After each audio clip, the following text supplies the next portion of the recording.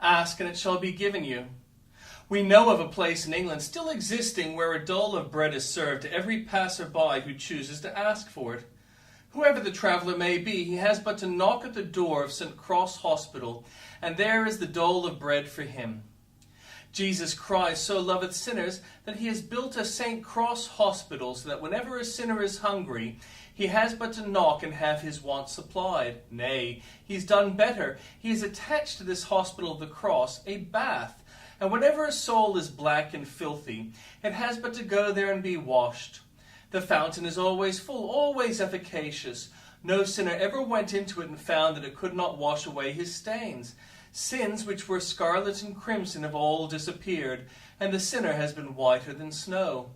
As if there were not enough, there is attached to this hospital of the cross a wardrobe, and a sinner making application simply as a sinner may be clothed from head to foot, and if he wishes to be a soldier, he may not merely have a garment for ordinary wear, but armor which shall cover him from the sole of his foot to the crown of his head. If he asks for a sword, he shall be given that to him, and a shield too.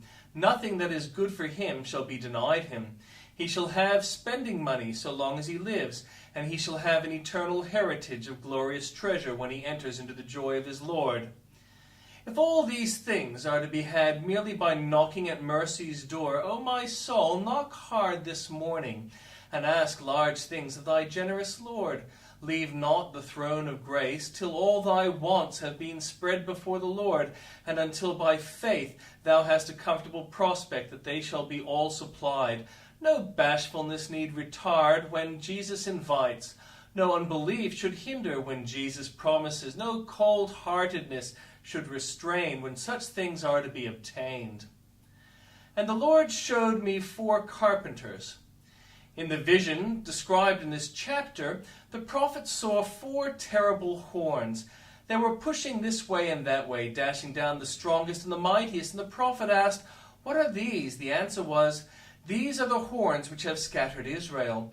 He saw before him a representation of those powers which had oppressed the church of God. There are 4 horns, for the church is attacked from all quarters. Well might the prophet have felt dismayed, but on a sudden there appeared before him 4 carpenters. He asked, "What shall these do?" These are the men whom God hath found to break those horns in pieces. God will always find men for his work, and he will find them at the right time. The prophet did not see the carpenters first, when there was nothing to do but the first horns and then the carpenters.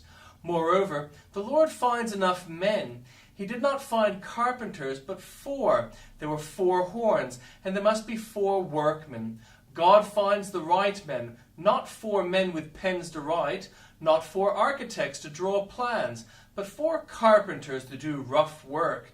Rest assured, you who tremble for the ark of God, that when the horns grow troublesome, the carpenters will be found.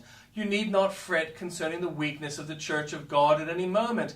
There may be growing up in obscurity the valiant reformer who will shake the nations. Chrysostom's may come forth from our ragged schools, and Augustine's from the thickest darkness of London's poverty. The Lord knows where to find his servants. He hath in ambush a multitude of mighty men, and at his word they shall start up to battle. For the battle is the Lord's, and he shall get to himself the victory. Let us abide faithful to Christ, and he in the right time will raise up for us a defense, whether it be in the day of our personal need or in the season of peril to his church.